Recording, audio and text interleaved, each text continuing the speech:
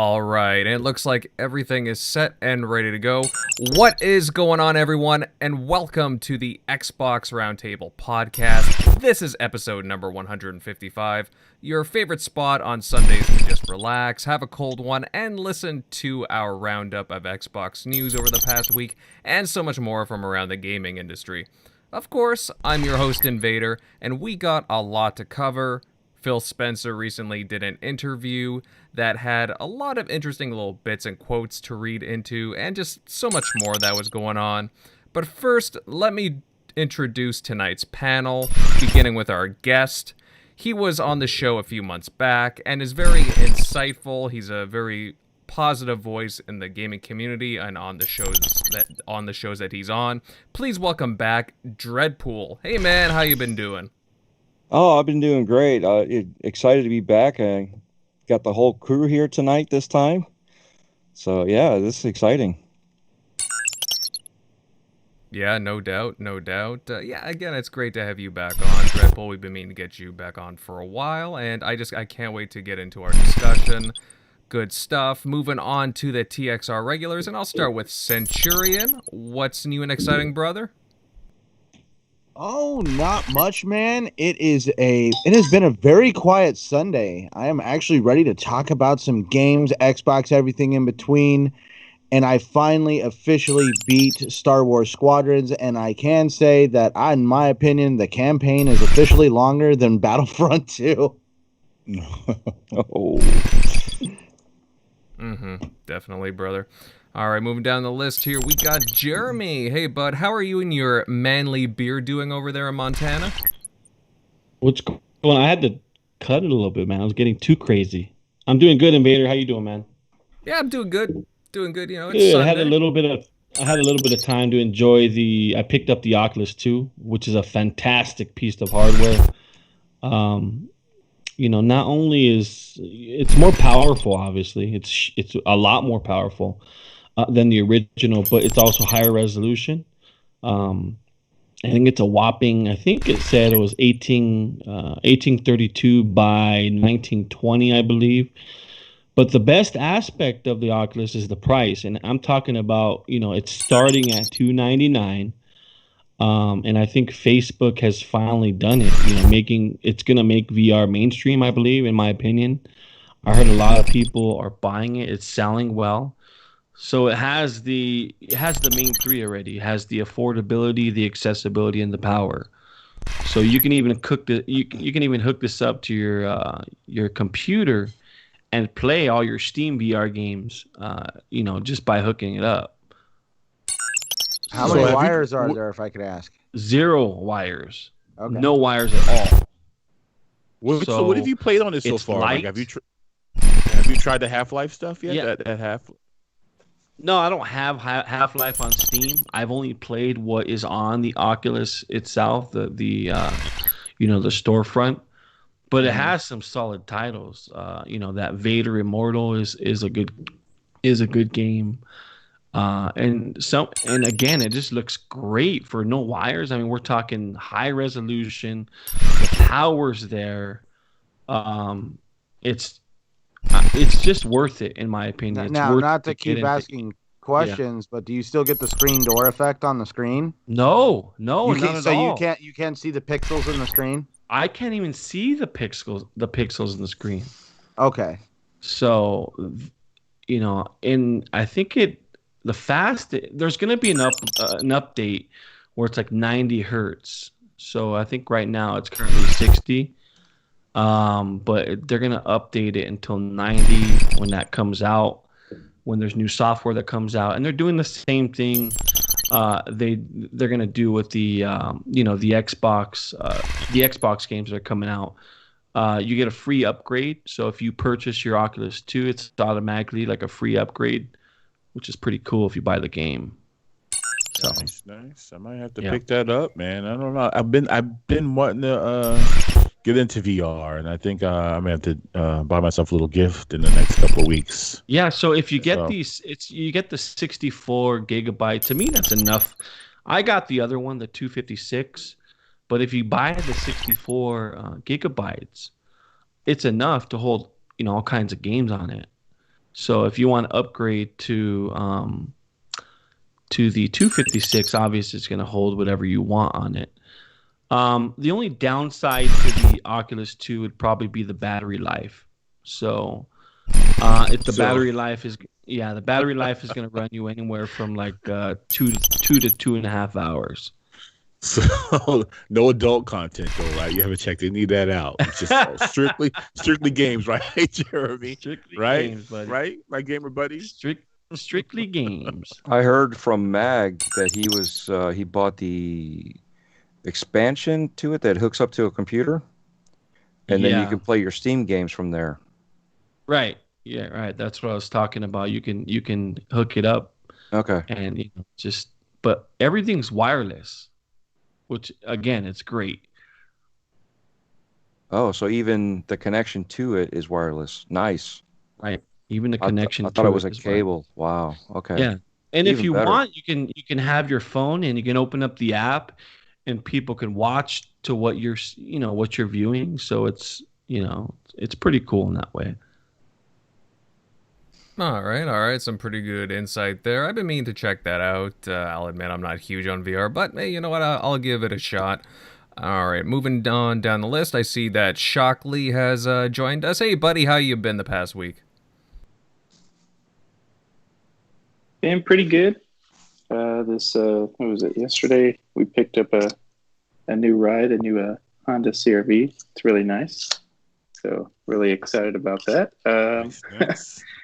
Because I don't think I've never bought it like a SUV type deal. So it's kind of that cool crossover where it's like not some giant excursion, but a decent size where you can go to like IKEA and not have to borrow somebody's truck or SUV. So that's cool. But yeah, not much. I don't think I sold my Sega Saturn for $400, so I finally got somebody to buy that.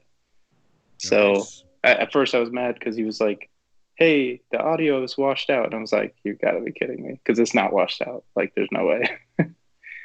Because I was like, "Well, shit, what do I do now?" Because I already spent the money to ship it, like priority and package. I'm like, so I don't want him to return it, and then he messed up something, and then now I'm like out money. But he figured it out, so I was like, cool, because I'm not returning that. So, but yeah.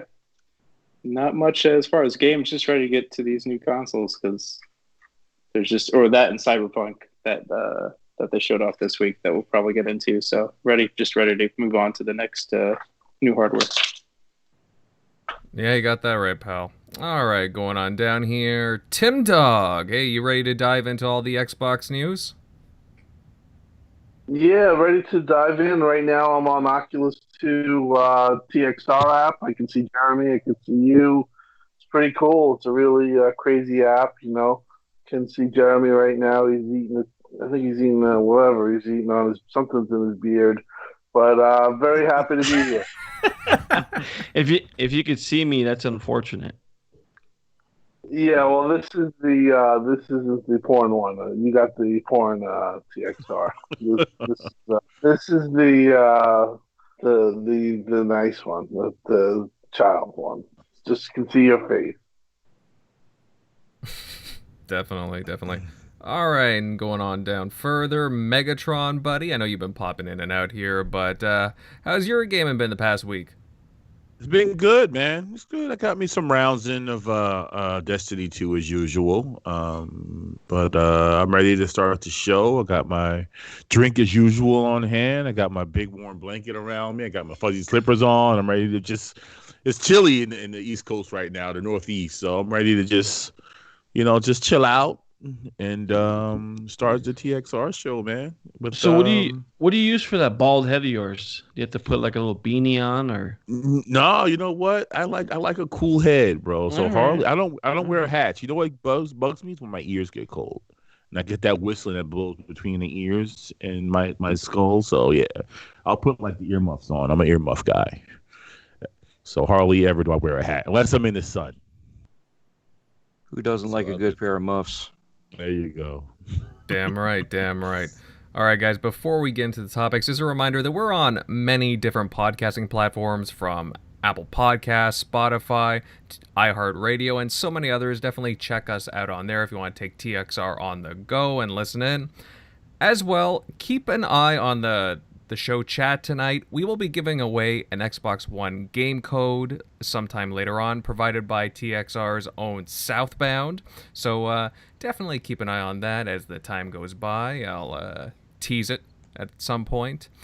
Now, it's not the Division 2 or anything like that, right?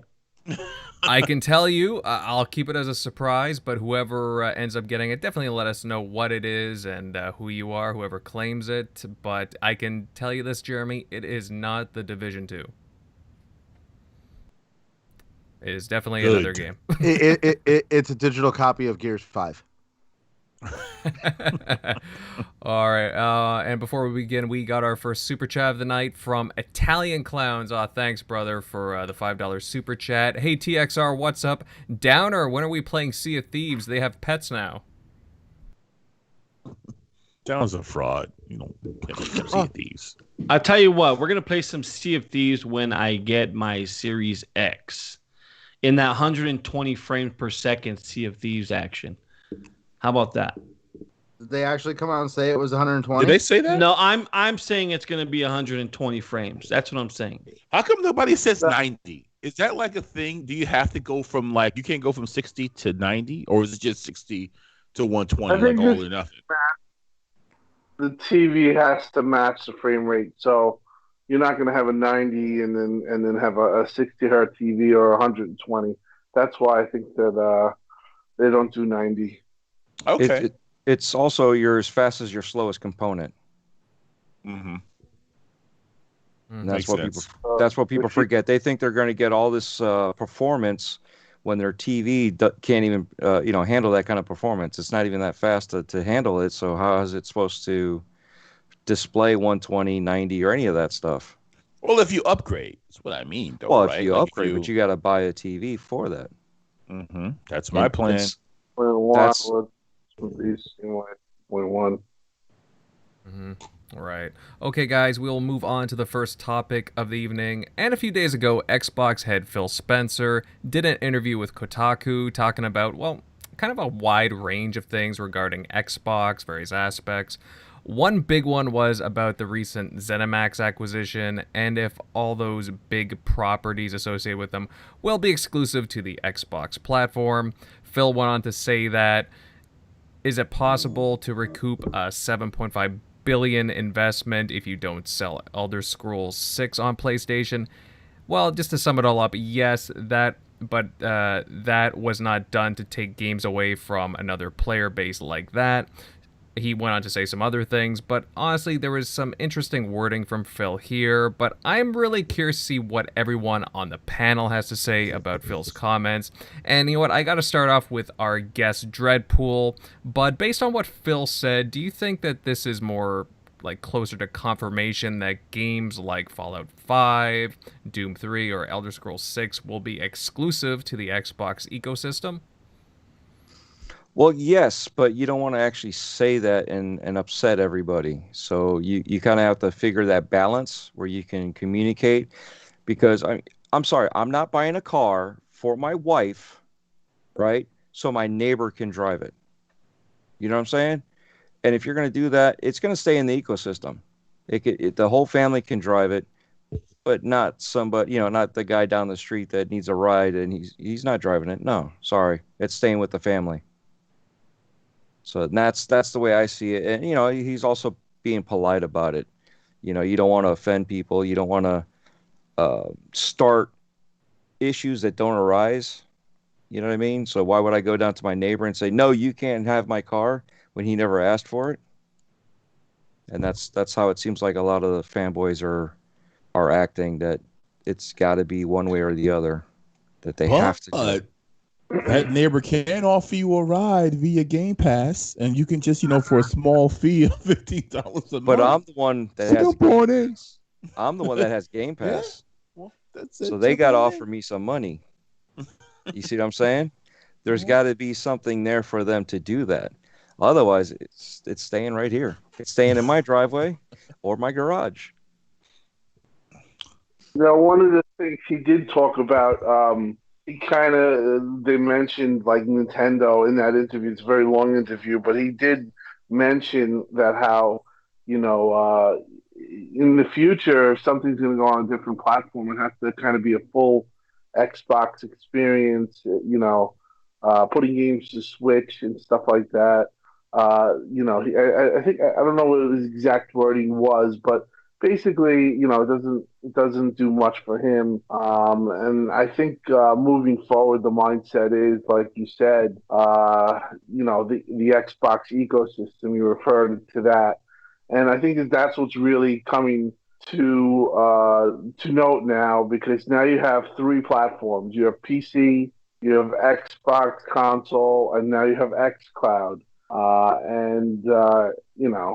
With the amount of people on that and the amount of work that's probably going to do to get everything day one, because that's their plan now, is to have every game that they release from first party to be day one on xCloud, PC and Xbox, obviously unified. Why would you? I mean, what's the incentive to give it to another platform when you could actually get people back and you can grow your market share back that you lost, quite frankly, in the last generation? I think the writing's on the wall with this, I think it's the right business decision. To be honest, I think I can't speak for everyone on the panel, but for myself, I think if they had made their games day and date on Sony, Bethesda, that would turn me the wrong way. I think exclusives matter, and I think that being a part of the Xbox ecosystem, it's good to have exclusives to say that's why you're on the platform. And quite frankly, if all their games are going to go to Sony, and then Sony has their own system with their own exclusives, it would just give me more incentive to move there. So I think finally that right now Xbox is the right mindset. Me and Jeremy have always talked about the business mindset. I think Phil tried to be universal, and he tried to try this way, like, hey, we'll give you that, maybe you give us back. But I think he quickly learned that it's a one-way street. And now I think evil Phil or business Phil is full effect. And the silent assassin. Yes, he is looking to play ball, and I think Xbox needs that, because you look at I'm going to end right now, but you look at the whole generation. They lost so much last generation, from loyal fans to people that spend a lot of money to the most passionate fans moving over. They lost so much. They can't have that happen again. They got to regain those people. So, Tim, right now there is no reason for Phil to put those games, the ZeniMax deal games, on the PlayStation system. And let me give you the case why. Right now, if you were to buy Fallout, you were to buy Sky, I'm just giving you an example. It would take $60, $70, however much it is. That's 4 months worth of Game Pass that you can sell somebody. That's $15 for Game Pass Ultimate. On top of that, you can sell that Game Pass and just get people in that way. So whether you like it or not, you're gonna be in that Xbox ecosystem, because if you want to play those games, spend only $15 for that month to play those games. Day one, day and date. Why would you need to go out and spend $60, $70 on the PlayStation? You can get the best version too, if you have a Series X. So it's just, that's how it is. I think now it's even more important to get these Series S's at the $299 price tag into homes, so that way it's just a cheaper different option for just for the average gamer, for the casual gamer. So most definitely, man. And you know what? these games are not going to leave. There's not going to be like, you get a AAA occasionally, like Devil May Cry, and it eventually leaves. These are staying here. They're staying here. They're never going to leave the ecosystem. So as long as you're subscribed to Game Pass, but you're you know getting all of what? it. Yeah, you know what, Megatron, though? I do think if they are going to offer, if they are going to offer it to another system, it is going to be the Switch because it's a different experience. You're not going to get the same experience buying the next Elder Scrolls series or the Elder Scrolls game and buy it on the Switch. It just you're not going to get the same experience as opposed to if you were buying it on the Series X. So it makes sense to put it on the Switch. That's why I think part of the reason why they put Ori 2 on the Switch, because it makes sense, not because it's a family-friendly game, not because it's a great game, but because it makes sense on that system. Would be nice. Absolutely. Yeah. I mean, they control the IP, but I think Moon Studios, when it comes to Ori, really wanted that exposure for the IP and, just to generate some more sales, in my opinion. But, I mean, it was interesting that, the first Ori game was supposed to be the last one, and then they just kind of stealth launched Will of the Wisps onto the Switch. So, I mean, as long as they've kind of stopped doing that now, because I can see them more just focus on their own ecosystem instead of playing around with some stuff on Nintendo's platform. I mean, maybe if some stuff made sense. Obviously you saw Minecraft Steve and a few other characters make their way over to, for example, guest appearing on Smash Brothers recently, but other than that, some guest appearances, I can just see them being more concentrated on their own ecosystem than putting games on other platforms from now on. But yeah, they also wouldn't have done it. Spent $7.5 billion to still be in the same situation of hey, Bethesda games are still everywhere.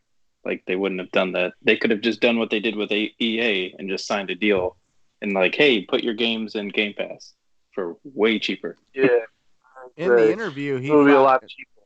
In the interview, Phil Spencer flat out said, because the guy asked, "Can you recover the 7.5 billion without putting some of these titles on PlayStation?" And he said yes.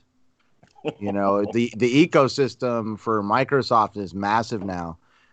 People are definitely they are underestimating xCloud, and definitely it's going to be very interesting going forward. If at least the sources I read and listen to are talking about, it's going to start going to software wars where we're going to see basically people are going to be touting what software is exclusive to their ecosystems, and Microsoft is just got one of the biggest ecosystems in the gaming market.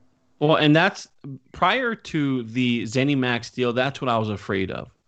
I was afraid of these deals going through for Amazon. I was afraid of these deals going through for Google and Sony, that Xbox was going to be left behind. And Tim said it last week, and I said it the week before that. Xbox is now in a position of power to basically they can dictate and they can pull people in that want to come to Xbox. There's people right now lining up to get in that ecosystem. They're not lining up to go to Google. They're not lining up to go to Amazon yet. They're not even lined up to go to PlayStation right now. They're lined up to do one thing, and that's go to the Xbox ecosystem, because it just makes sense from a consumer standpoint and a developer and a publisher standpoint. That's where the market is going. I think people are seeing that now, and I think it's a good move by Xbox either way. And then, like we said before, when you think games, I'm not thinking Amazon. I'm not thinking Google. I know there's games out there. I'm going to think Nintendo, Xbox, PlayStation. Like I used the analogy before. You just don't want to sell this 68 Corvette, this exotic, priceless thing to just anyone. You want to have someone that knows what it has, can appreciate it. And, Microsoft already has the infrastructure, with xCloud. And, again, how else are you going to reach all these gamers? How many is it now? Whatever billions of gamers he wants to reach. Everyone has a cell phone. You have streaming. It looks real appealing to a lot of different developers or publishers now. We're looking at things. You want to look at a bigger pie, slice of it. Publishers. So Yeah. that's it. And right now, the way the bandwidths are going with 5G, you can get 5G in a lot of these big cities, and a lot of you have great internet access and just download speeds and upload speeds right now, and slowly but surely that whether you're streaming or whether you're playing on console, those lines are starting to fade away. And I know you guys have probably tested the Game Pass on your TV, using your controller, and it's almost like there's hardly any lag. It works well. The resolution's very good on it. It's not bad. It's not that pixelated. Even in here on Montana, my xCloud works great. I'm still using 4G LTE, and I'm telling you, my experience and my Razer Kishi, I absolutely love it. And I'm 4G now. I know, Tim, you just tweeted out that you're doing 5G now with your Ultra. How's long? I mean, you're still doing that now. How's that been for you, Tim? Yeah, I tried the 5G, and I was very impressed. Yeah, I had the best experience I think I had to date, even over Wi-Fi. I had asked a couple of people internally why would that be. I got kind of varied answers, but the fact that I played on 5G in the experience that I got, and I showed it to like my nephews and their friends that had their friends, and everyone's like, no way, like. This is something that I think in a year or 2 years, if it's going the way it's going, Xbox is going to have a real advantage here. I think I could see Sony following suit with something of their own. But just to pick up your phone and just dock it and play it, it's pretty good. It's I would say it's a satisfactory experience. And I've always liked it, but like I said, if it's it's the way I got it with the 5G, and I could do that wherever. That's a big deal to me. Right. So people are going to be playing it. This is the bottom line. It's gonna come second nature. yeah, and I think you'll start seeing with the new TVs that are coming out. You'll see the xCloud application already built into the Samsung devices moving forward, whether it's their phones, whether it's their tablets, and whether it's their TVs. Now, they've had that deal for a while now. The Samsung, Microsoft, or Xbox deal partnership. Sony doesn't have that. Nobody really has that. Google Stadia doesn't have that. And real quick, Sony has it with their own TVs. I think they did some type of streaming, didn't they? Right. With their right. own. Okay. Yeah. But there's not a lot of Sony TVs across the world. It's primarily LG and it's primarily Samsung TVs, that are in the majority of the households and have a bigger market share than everybody else. So they made an early move to have Samsung devices as their preferred platform, and it just makes a bigger business sense as far as that goes. They're in a better position than any other company.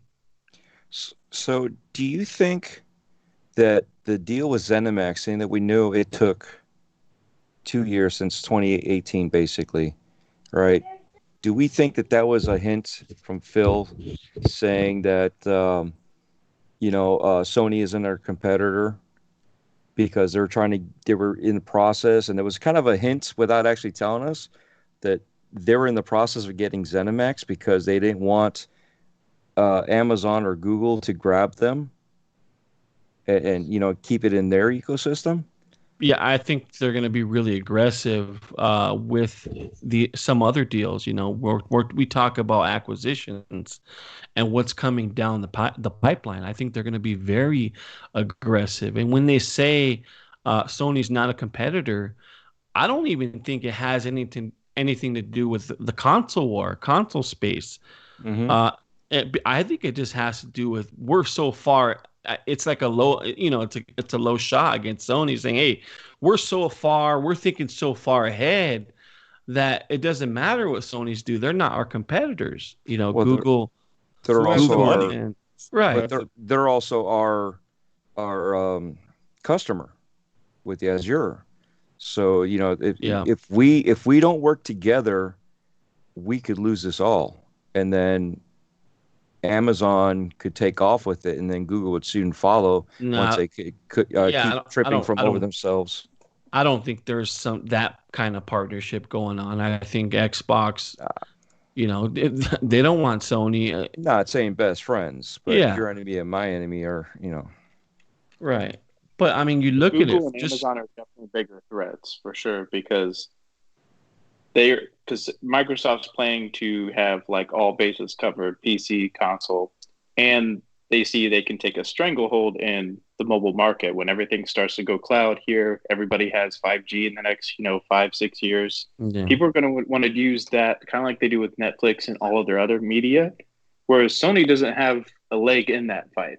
So they already know, once that hits, they're going to be like number one go-to. So as long as they can hold off two juggernauts, like with AWS, with Amazon and Google, they hold them out of the market, then they're just sitting there with almost a monopoly in the cloud. And that's the way, Shock, that's the way I'm looking at it right now. I'm looking at it like, if Xbox makes one big major, another deal, at this point, can you even say Amazon and Google even have a chance? Yeah, they're probably indirectly their competitor, but are they really competitors? They're going to take up a little market share, just like the mobile industry is a large portion of the gaming industry right now. PC is a large portion of the gaming industry now, but again, gaming is so huge and the industry is so massive. There's so much money coming around the gaming industry right now that it's bigger than movies. No one's going to the theaters right now. No, nobody's even. That was a long time ago. They used to talk now about more than ever, of course. I mean, but I'm just saying now more than ever. I mean, you really got to strike while the iron is hot. Everyone's entertainment right now is at home, and like I said before, my kids are all into this. For my 3-year-old, they're all playing this game, farming together, and they're all into it. It's just what they're doing. I got to peel the controllers out of their hands because I've never seen them like this more than ever because they're home. And how exciting is it to be an Xbox owner right now? I was willing to give up, my PlayStation 5 pre-order and just, solely focus on Xbox. Dude, every Monday or Tuesday, I'm just waiting for some news to drop. Like I'm still like, I'm just the rumors now. You hear I'm not going. It's up to you guys what you want to say about the rumors, but you hear the rumors now of another big publisher acquisition. I mean, it's just like, who knows, man? I'm just waiting. And once you hear Satya speak, and you know where Phil is. I mean, you just like we said before in prior shows, they're in this. Yeah. Google has the money, Amazon has the money. That's why that's the reason why. They want to. You don't want to get that. I think you want to get things in the right hands, the right place, in the right ecosystem. That's why they're not looking at Sony as a competitor. Sony is, as far as games, yes, but at the same time, the bigger picture, what they're trying to do with Game Pass, it just all makes sense to me. And even what they're doing with GameStop. And it's people's TVs have more lag than xCloud. Yeah, you think about it, yeah. But it's not even with games anymore, Megatron. And Sony fan doesn't even know how big that ZeniMax deal was. The Bethesda games, ZeniMax games sell more than any other PlayStation games on the market. Mm-hmm. I don't care how you spin it. There's more people playing those games and want those games more than any other Sony game on the market, with the exception of maybe like one or two games. Not even, probably one game. And I couldn't even tell you which game that is. Maybe God of War, but I'm talking about in terms of revenue and in terms of sales and just everything in general. There's nothing that Sony can do to match what Xbox got with ZeniMax. Nothing. Period. The big reason why Microsoft is more concerned with Google and Amazon is because of the implications of these businesses are far-reaching beyond gaming, We all knew that Amazon and Microsoft were at each other's throats over a deal contract with the government. We all know that Amazon runs a server network that can actually compete, if not be better than the Azure server network. So this is why Microsoft sees them as competition, because these are the companies that push Microsoft to constantly be on their toes and making sure they're putting out the best product that they can as a global company, not just gaming. Yeah, and that's why I don't think that the deal that Amazon had with the government wasn't even going to take place, because why would you want to give your government whatever it is that they're doing with Microsoft up to Amazon as opposed to Microsoft, which is they've been in the software industry and the PC and computer industry for a long time. They know what they're doing. They have, with the exception of maybe Apple, they have some of the best minds, the best minds in the world. Did that ever get finalized? I know that they bid it on Microsoft, and then Microsoft bid it and got the exception. But then like Amazon took them to court about it, or they were trying to. Yeah, but once the court thing clears up, it's still going to be Microsoft that's going to, have that contract. There's nothing Amazon's just delaying that whole thing, to be honest.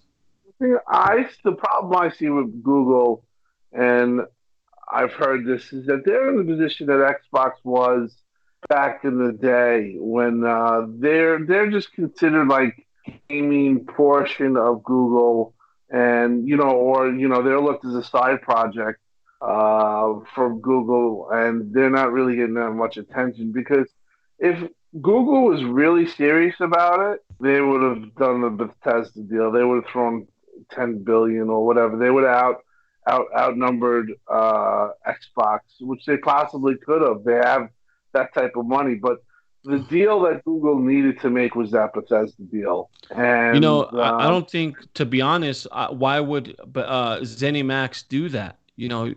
Why would they want to go to Google? The thing is that they might not have wanted to do that. Exactly. But money talks, if they had offered them. But that's the thing. Like, if Google was really serious about it, they would be really, picking up studios left and right and building a big studio farm. But they're not doing that. They're just kind of like saying, "Hey, we're here. Our product's good. We're getting Cyberpunk day one." They're gonna get outworked, and I know there's Stadia fans out there, but they need their exclusive content. I just look at it from if I'm gonna sell, I'm bringing in the human element. You know what I mean? If I'm someone that wants to sell to a Google, do I know that these employees are going to be taken care of at the end of the day? Is that security going to be there for my employee? Are they going to have jobs within a year or two if they go to Google in that infrastructure, in that gaming infrastructure? The answer to that is who knows, but the same can't be said about Xbox, about Microsoft. So I think that's why the deal with ZeniMax went through, because they have that relationship with Xbox already. And that everyone's going to be taken care of. Yeah. Those devs know they also can still sell the same gamers they've been doing. Like PC, they have the PC market. If you want to do console gamers, you have them.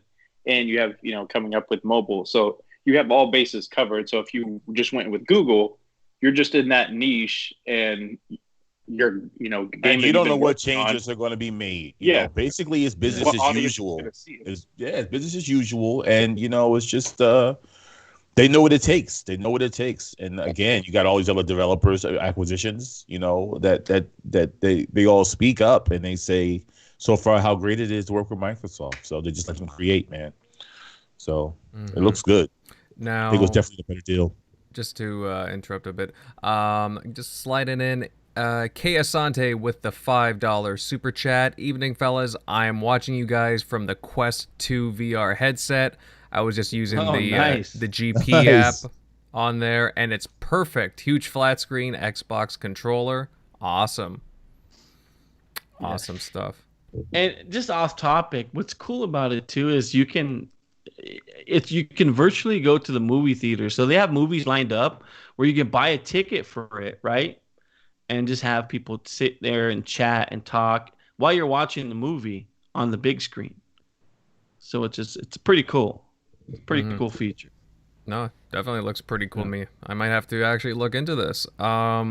Now, moving on to another section of Phil's interview. During it, there was a discussion about Halo Infinite and whether that they would launch the campaign and multiplayer separate from each other. Now, I came away with the impression on that, like, they might do it as possibly a last resort kind of a scenario, but I still think that they want to launch it as a complete package, which I think would be the right thing to do. What's your guys' take on it? Yeah, I mean, I wouldn't mind it, but I think fans would for sure. I'm looking forward to the campaign and the multiplayer aspect of Halo. He's already said they weren't going to launch. No, yeah, but I mean, there's the possibility. He's just talking about, rumors and the possibility. But I think if Halo can go back to its roots, with the awesome campaign and just some of these maps, the multiplayer maps, and it be fast and furious with great gameplay at 120 frames per second, I think Halo is going to set that world on fire again. I really do. Regardless what people think about Craig and and everything else that brought that, but yeah, I think Halo is in a good spot. I'm glad it got delayed because I think now they're just gonna you're gonna see a way different version. You're gonna see the Series X version that everybody else and everybody was talking about. You're not gonna see some washed down just Xbox One version of the game. You're going to really see it with all this bells and whistles, which is encouraging for sure. I got into my feelings about that whole Craig thing and watching all the memes on Twitter. Like, I was hurt by that because you know what? I am truly a Halo fan. I have to admit I haven't played it as much as I would like, especially as of recent. I've been more into Destiny.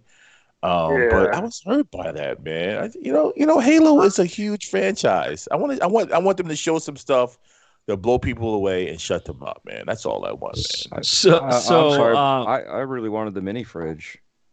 That looked cool to me. There was a mini fridge. Hold on, where is this coming from? The Series X that looks when someone put it in the kitchen and turned it into a refrigerator. Dude, I wanted that one to go right next to my KFC chicken bucket console. The one with the chicken warmer tray in it. Mm-hmm. Yeah. The whole Craig thing was blown out of proportion, and I think there was too many armchair devs regarding that. Halo Infinite moved to an open world platform. That's basically what it is. As far as the polys pushing on it, there's different. You're not going to put all your polys, into character development. You're going to put it into the world. So when it's single player, when it's streamlined, when it's you don't have that open world element, then you can have those massive detailed worlds or better looking worlds as opposed to something that was open world. So I hear you. Yeah. So are they going to announce anything new? I mean, is there any? I mean, I've seen some rumors, but have they officially announced that they were going to show something different in next few weeks or nothing official? Nothing official, but I heard at the end of the month that can change. But Tim, you know something? You want to spill that tea? Jeremy said that though. I think that listen, they had a bad showing the first one. I didn't think it was that bad. I mean, it did have technical difficulties, like popping and certain things that shouldn't have been there. But I'm hoping. I think a lot of the Bethesda deal really is taking a lot of heat off of, or it's taking a lot of pressure off of Halo being the next thing. Yep.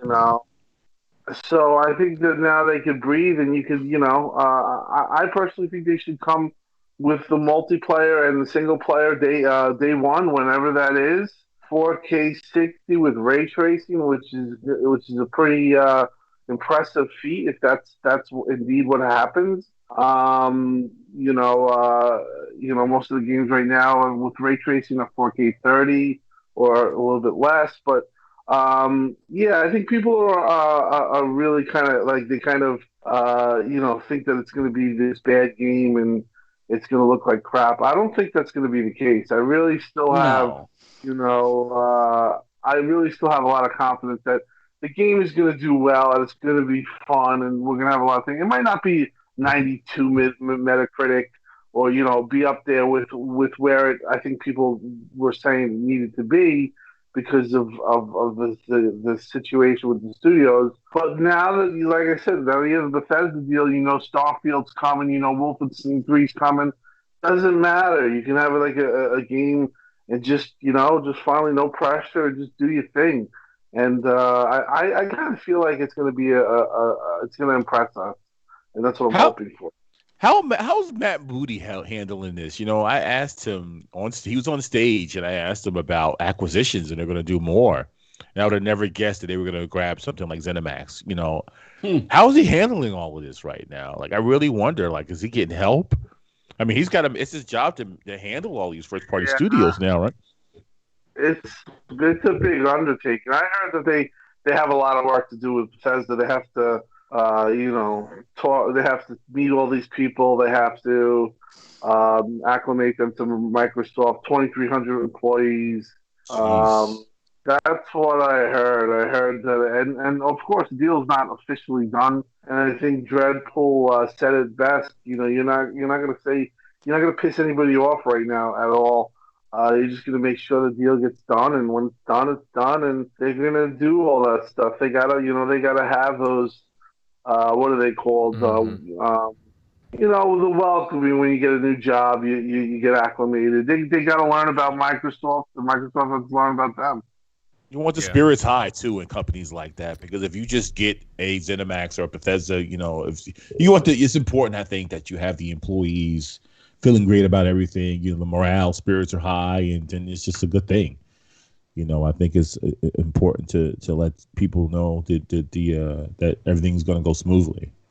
Including the fans too, because we saw what happened with Rare and that whole backlash, which Rare is doing fine because Sea of Thieves is probably my game of the generation, by the way, which we should be talking about that next upcoming show. But yeah, I'm babbling, so don't let me keep going. Wait, how can it be your game of generation when you don't even play the damn thing? But I still love it, damn it. I still love the experience. Don't hate on me. Well, we should have some Sea of Thieves playing in the background. Because what game are you playing, by the way, Invader? What is this we're looking at here? It's mesmerizing. It's Seventh Sector. It's a Seventh Sector. Yeah, it's an indie puzzle game. So we should do some gameplay on Saturday and some of Sea of Thieves, and then we can have that playing in the background. Me shooting Jeremy out of a cannon. That's where shark's mouth. That's it. Yeah, the Megalodon is going to be extra hungry when he sees Downer for sure with his little pet in hand. But yeah, guys, just very interesting comments by Phil. I mean, it's just, very illuminating as we get closer and closer to launch. I think there'll be some surprises before then or around then. I sure hope so. It's very exciting to be an Xbox fan right now, and it's exciting just getting into next gen. And even with all these acquisitions, I'm still feeling the effects, and it's like a month old, the whole Bethesda ZeniMax acquisition. But hey, people are still talking about it, so they made a huge splash. But we are going to move along to some other things, guys. And Xbox has finally given us a confirmed list of launch titles for the Xbox Series X and S. There are about 30 to 31 games ranging from Assassin's Creed Valhalla, Bright Memory, Dirt 5, The Falconeer, Gears Tactics, and a whole lot more, of course. And there are lots of varied opinions on these launch games, but I want to hear the panel's thoughts on them, starting out with Centurion. Bud, what do you think of the official launch lineup? How does it stack up to you? Are you really excited for any of the games up on here? Well, interestingly enough, the one game I actually wanted to play was Assassin's Creed Valhalla. There is a couple games on there that I actually want to kind of go back and see what they look like now and see these improvements. definitely, what could I say? You know, there's a lot of people that are trying to point out the fact that the one that comes to mind is Watchdogs Legion is on this list, but it's supposedly running at 30 frames a second, which it is. And everybody keeps trying to go around saying that everyone was saying that we were going to be at 120 frames a second and all this other stuff for games that are supposedly optimized for the Series X. And for me, that's where nobody really said that. They always said up to 120 frames a second. Uh, but for the games on this list, I'm excited. There's some good games on this list. All the games are great, but there's some games that leap out to me, and I'm going to have fun with my Series X. I will definitely say, though, I am disappointed in the fact that, regretfully, Cyberpunk did not make it to this list for a good reason. Right, right. I'm on the fence about this one, Centurion, because I went through the 360 launch and the Xbox One X launch. I think these games are going to feel new, due to smart delivery with the resolutions and the frame rate. But again, I'm looking back at the 360 launch, and you had games like Condemned, you had games like Project Gotham 3, you had Perfect Dark, you had Call of Duty 2, which was a great. I mean, I know some of these were, multi-plat, but then you had Cameo, you had Quake 4. I know that one was another multi-plat, but just great games overall with the launch of the Xbox 360. And then fast forward to the Xbox One, you had Rise. You had the I was gonna say Panzer Dragoon, but it wasn't really called Panzer Dragoon. You had D4, which is a great game. Dead Rising 3. Right, Dead Rising 3. You just had different exclusives, and I think I miss those days. Those days I miss. I miss those solid games that are coming out, and I think it is noteworthy that the PlayStation does have those types of games, even though Demon Souls is a remake. But it's gonna feel like a completely new game that people have never played. When Demon Souls came out, people really didn't know about the games that From Software makes. Demon Souls was way ahead of its time, and now I think it's going to get into the mainstream now. I mean, Dark Souls is in the mainstream, but Demon Souls in particular, that game's going to be great. And the Spider-Man game's going to be huge for Sony. Just, we need games like that. I think, not having them is, could be a deal breaker for some people. But at the end of the day, we're going to have a lot of titles, over 1,000 titles that are going to be playable on our new system day one. So are all those games going to be, enhanced fully? No, but you can still backlog them. You still have that option. So we don't get to have Spidey Cat like Miles Morales. Did you see that little? Was that little trailer or GIF, and the Spidey Cat just came out of his back and just started swatting at, I guess, some little villain or whatever. But my back catalog is humongous, man. So I'm like, to me, the pandemic, everything, I'm just happy for the new consoles, period, whether it's PlayStation or Xbox. This list of 30 games. I'm pretty sure there's stuff up here I haven't even played yet. Like Gears Tactics was pretty good. I'm looking forward to trying Gears again because I've seen the pictures that I think Tim retweeted of how better it looks. And I'm just satisfied, man. I'm not, if I didn't have the amount of games that I did have, per se, I guess I would have something to say about it. But I'm good, man. I'm good. Sea of Thieves is on the list, isn't that right, Jeremy? So I'm good, brother. So that's it. Like, just play games, man. I'm just chilled. So this was just a different year altogether. So I'm looking at positive things. 30 games, it's great. We don't have Halo, of course. We got Cyberpunk, Yakuza, Like a Dragon. To me, looks really interesting. Some people, a friend of mine, One Away Dragons doesn't like the fact that it's turn-based. But I like the humor in that game, and so I'm down. I'm gonna buy those. Those are my first two games. I'm probably gonna be playing Yakuza and Like a Dragon, and then whatever I have in my back catalog, and plus some other stuff that's on Game Pass, which I'm gonna save a ton of money on, including controllers. So I'm chill, man. It's whatever. So think about now with the back compat, how important it is if you're a developer. with the option to sell your game for another 10 years. Mm-hmm. You know, how powerful is that if you're and something to look forward to. These games now with microtransactions, with just different options to create revenue inside your game, and with the additional Game Pass too, you have that option where these games are going to get longer legs. You're going to see games like with EA Access, Battlefield 4 having some legs to it, Battlefield 5. And there's just different opportunities for these companies to have different revenue streams come in. So from a business perspective, that's great for Xbox. It's phenomenal. It's yeah. even for a gamer, man. Like, we talk about these games. Remember this game? Remember Asteroids? And now to bring all that stuff forward and to still have that, you can still reach back into your catalog and it's right there. And then you see, I mean, I don't know. I guess this is kind of a segue into our next topic, but you see the different enhancements that's happening even that you would have never thought of. Well, at least me, because I'm not really that that techie guy. But you're getting 60 frames per second now. The games that were 30. You're getting, now they're in the 4K, and then now you look here what they're doing with the HDR, and again, I don't know. I think it was Tim again that posted some stuff with Dark Knight. Was it one of the Batman games? And that looked fun. It was like night and day difference. It was a night and day difference. Man. I couldn't believe some people were posting pictures of the difference between a scene in Gears of War 5 where it was the reflection on the ground, and it just looks like a night and day difference in just the way that it looks. I was just so impressed.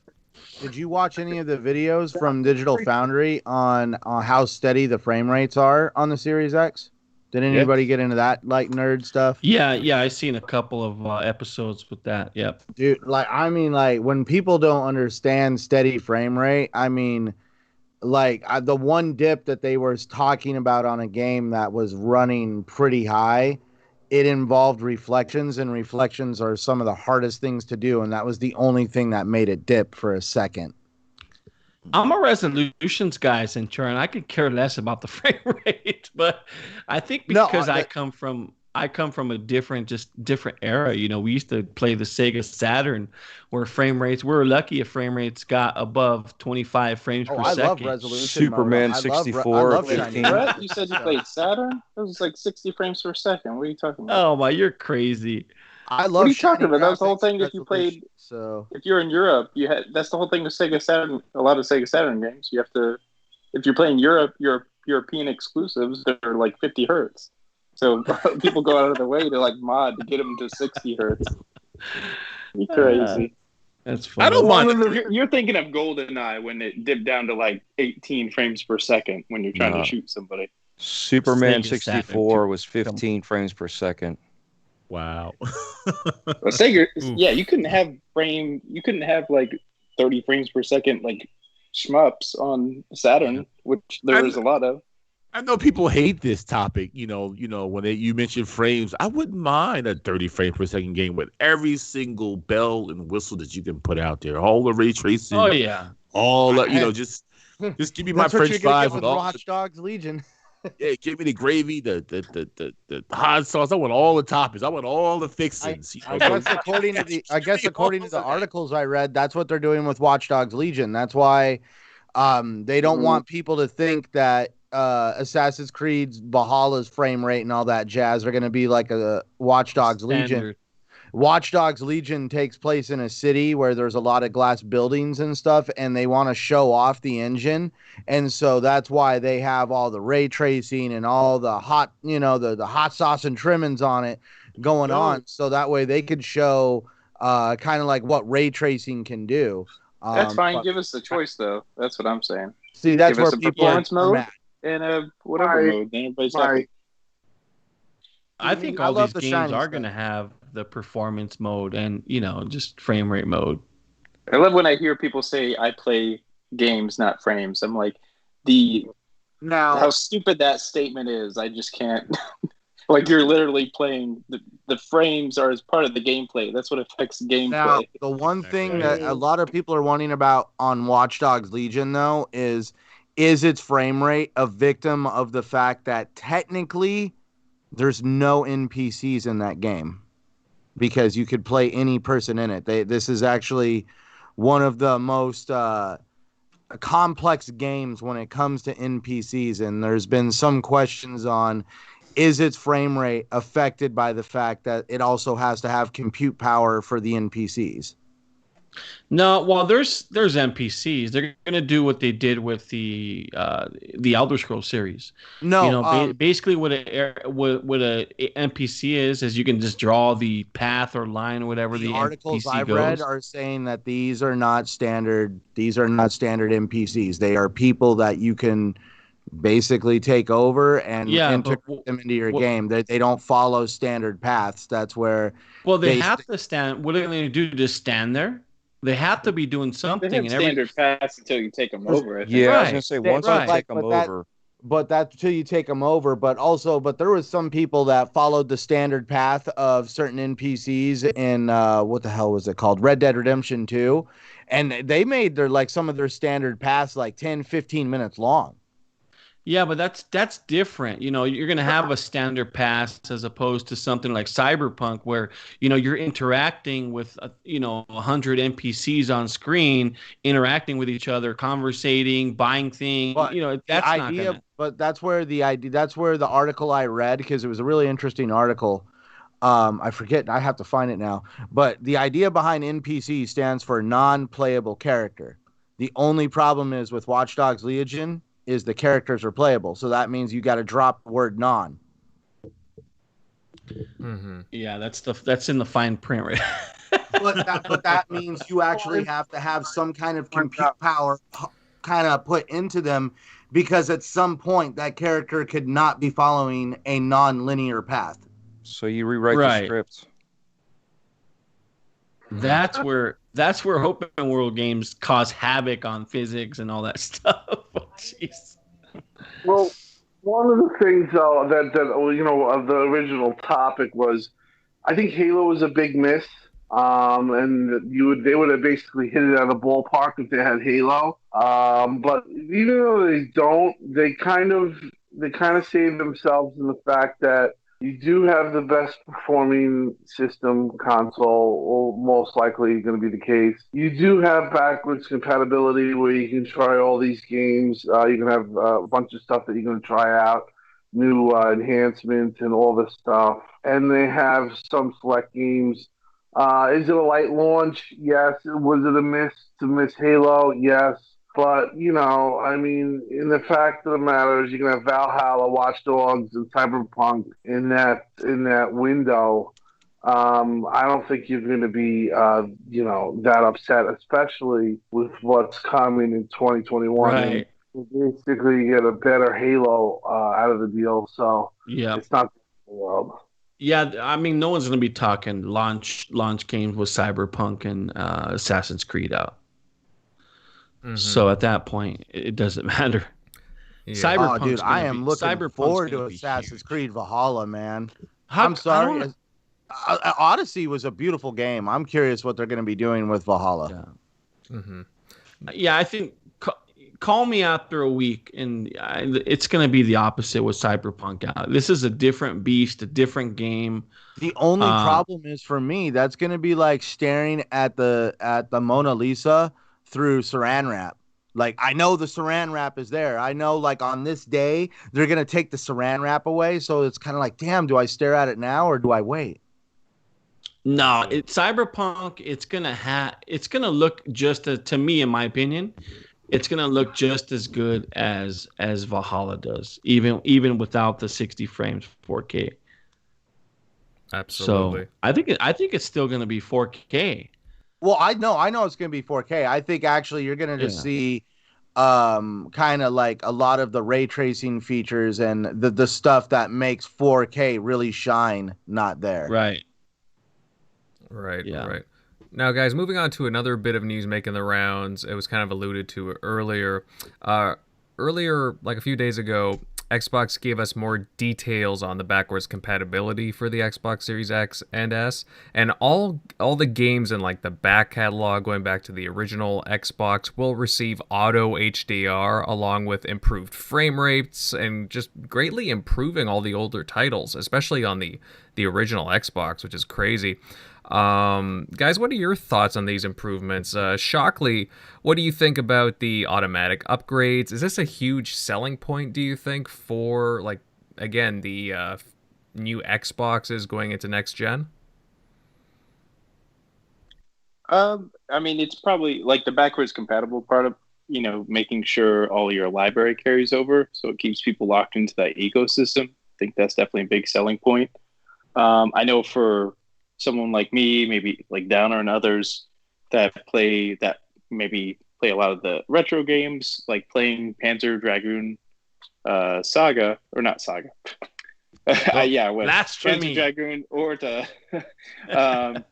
That one, Kevin Kinson, he was playing that with auto HDR. So I'm excited. HDR doesn't come great through YouTube videos, but I'm excited to see maybe Dead Space or Splinter Cell with like HDR with like Sam Fisher's, Now, goggles. Shock, Like did some he of that could speak? be really cool. Yeah, did he speak exactly on if the frame rates were improved on Panzer Dragoon Orta? I mean, it should be pretty smooth. I mean, I know like Ninja Gaiden 2 was heavily improved because that whole stairway scene on that, which would just chug because there would be so many enemies on screen and dismemberment. But on Xbox One X, that's like butter smooth at 60 FPS. So, and that's an Xbox. All original Xbox games are Xbox One X enhanced, so they get even more of an enhancement. So I would imagine it would be up to, I don't know, because the Forza devs can't. Playground Games isn't going to bring 30 FPS or no 60 FPS for Forza Horizon 3, which was just delisted. So that's kind of sad, but so I don't know. I don't know why they can't really just patch that in. I don't know if it's because it's delisted they can't do it.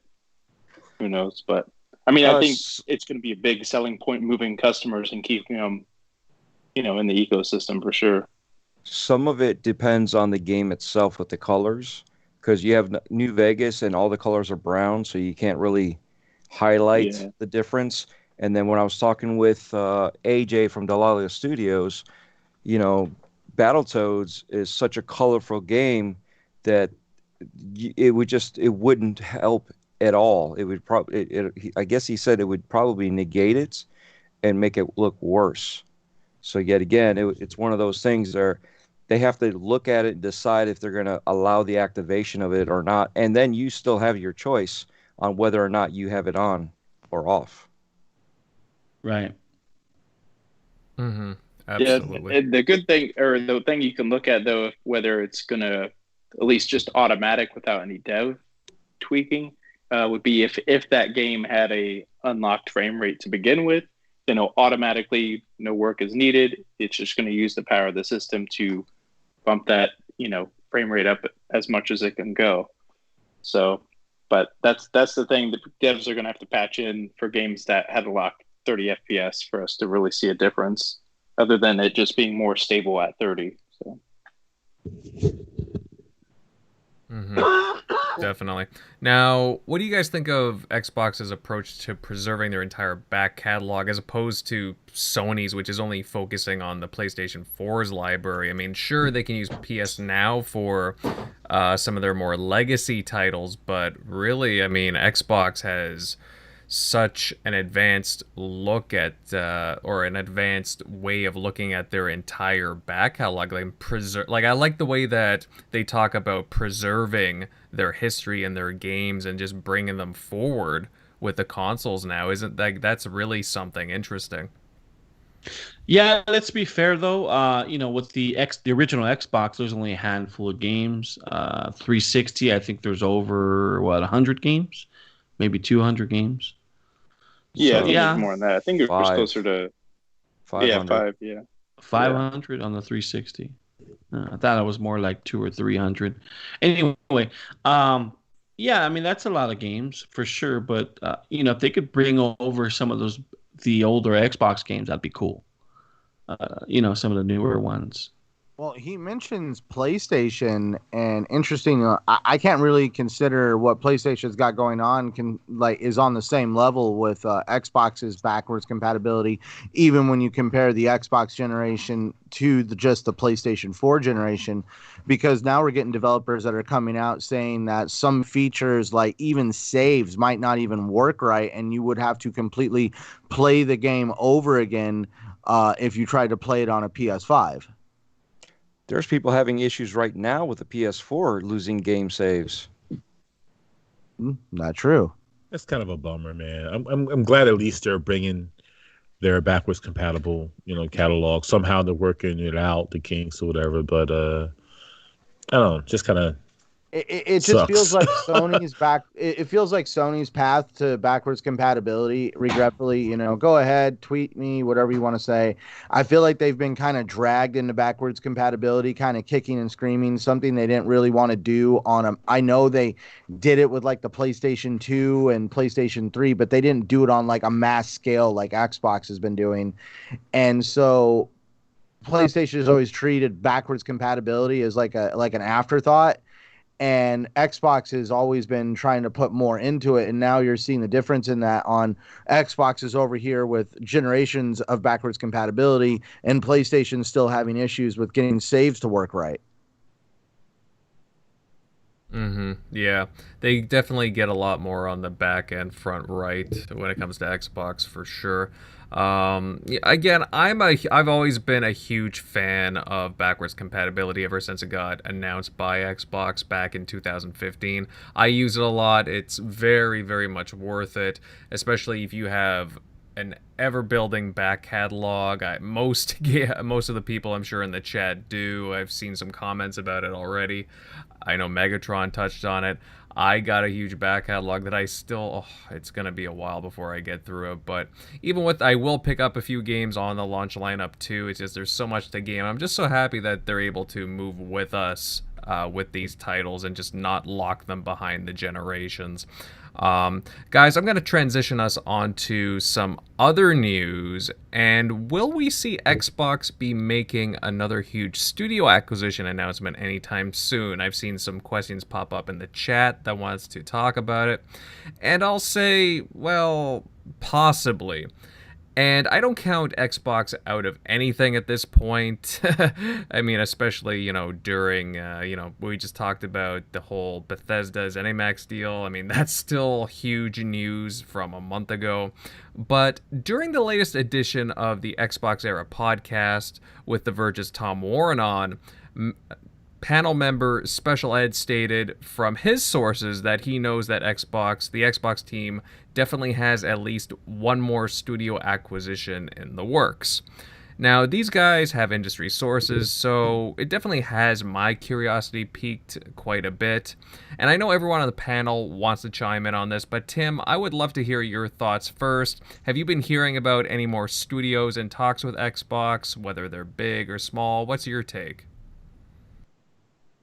I've heard that they're just trying to finalize the Bethesda deal with everything in regards to that. There were rumors of Bungie. I could say that they definitely probably talked, but I don't know if they came to terms. Obviously, they didn't come to terms. I think Bungie was asking for a boatload of money.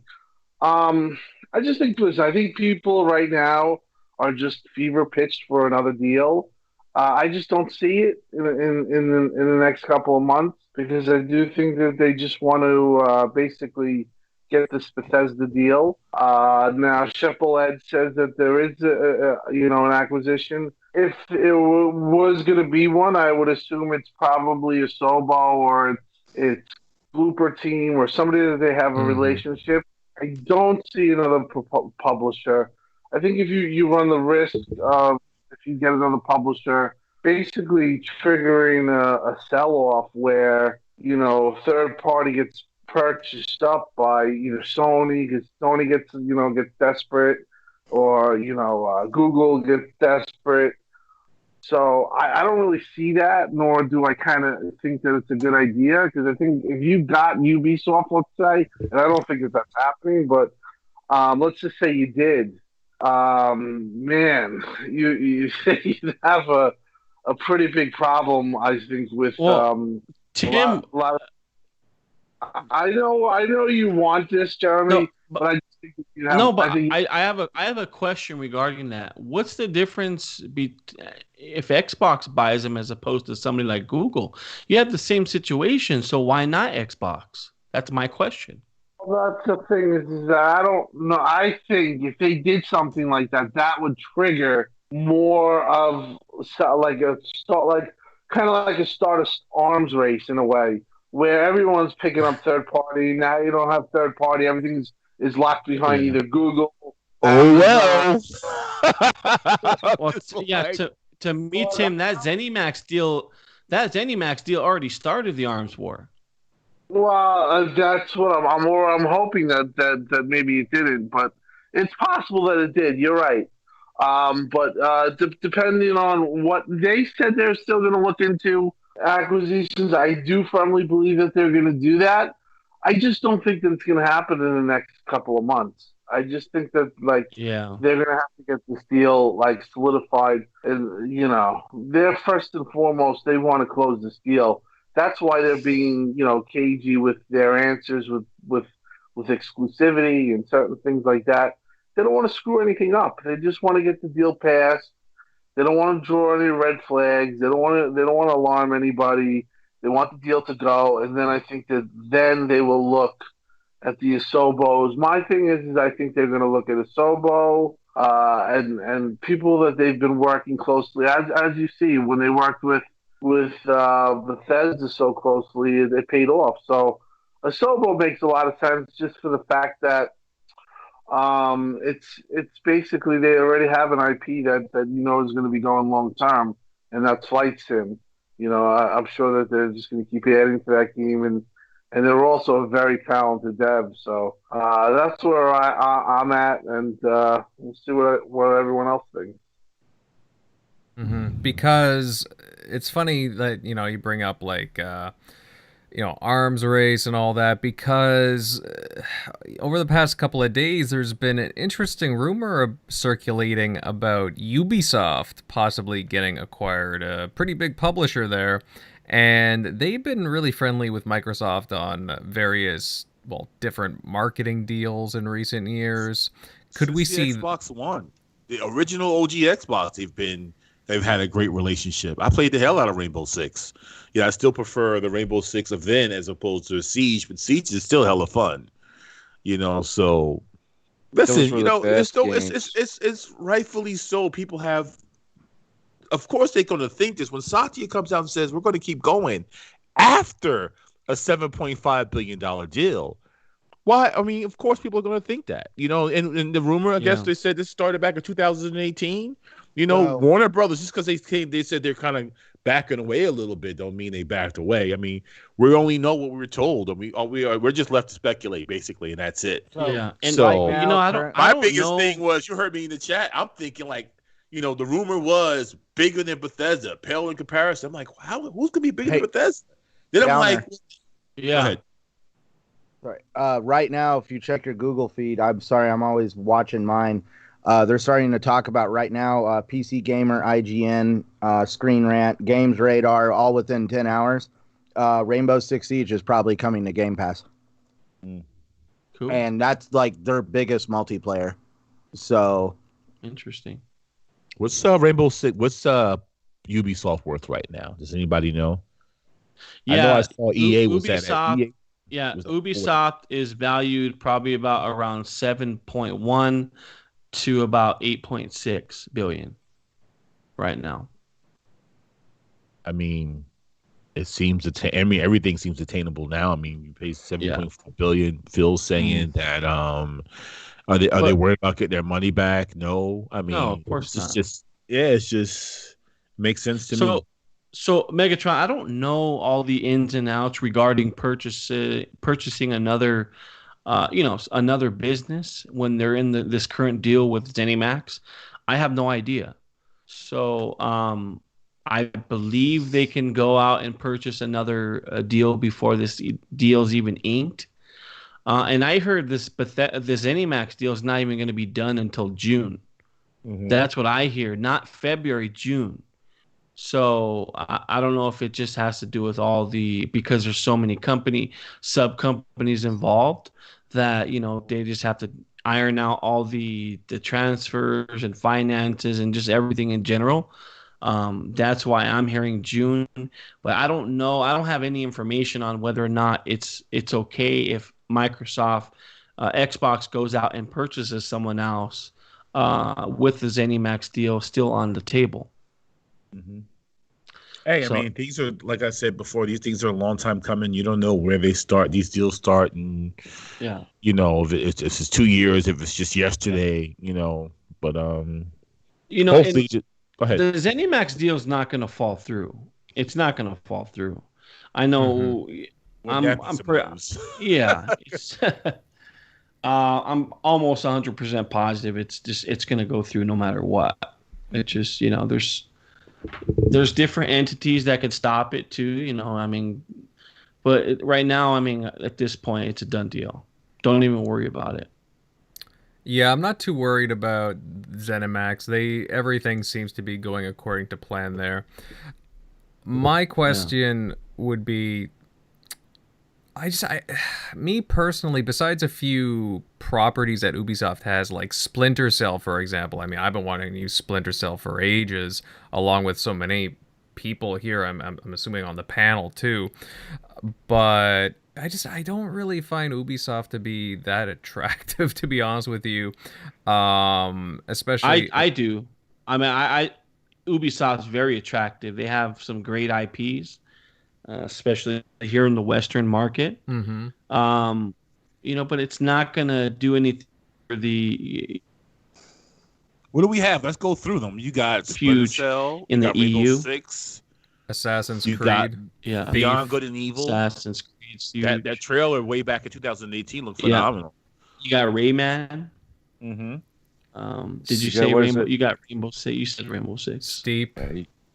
Yeah, Steve. There you go. There's a lot. There's a lot of IPs. There's a few. For sure.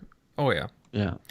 Like, I'm not saying there isn't some worth there. I mean, I'm just talking about from my own, what I would like to see them address. Like, again, I keep going back to, if they were to go after another publisher, I would like to see them address some holes in their back catalog and be a little more strategic with this. Possibly, again, we've talked about to arm's length about Sega or Capcom. I think that would be a little bit more of a better investment, in my opinion.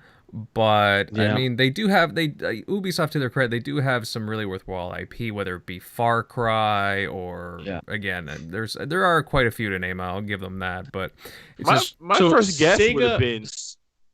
My first guess was EA until someone mentioned Ubisoft, and then you look at the market cap of each one, and I think when I looked at EA, they were worth like $40 billion. I shudder every time you say EA. Yeah, I know. But look at what they have, though. The BioWares. You look at all the Battens, the FIFAs. The state. I mean, they have the Star Wars. I don't know how all this works, but for right now, I think they have the Star Wars license. Let's make another Coder. If they can do that, you got, we got like the Star Wars license, I think renews every 5 years, 10 years, so and then EA has to create X amount of games within those 5 years, and I think they're running up on their final year here in a second. Oh well, yeah, but no, to me it'd make more sense to buy a Sega or a Capcom. I know Shockley's big on Capcom. Because just the possibility of endless. You have that whole back catalog that can go straight to Game Pass. Hundreds of games, whether it's emulated or whatnot, or remastered or whatever, they can go directly to Game Pass. So on top of that, you have the merchandising deals that could take place, the movie license. I mean, just everything that Sega brings or a Capcom brings to the table. It's more beneficial to buy, just in my opinion, either a Sega or a Capcom, because automatically you'll have a foothold in in the Japanese market and even the EU. Just in terms of exposure When you think of Sega, when you think there are iconic characters and IPs, you can associate them with Xbox. If that deal goes through, and the same thing for the Capcom deal. I kind of always did, though. When I made the transition from Dreamcast to Xbox, it felt natural to me. A lot, you see the similarities with the controller and everything else, but it was kind of like an easy transition to go.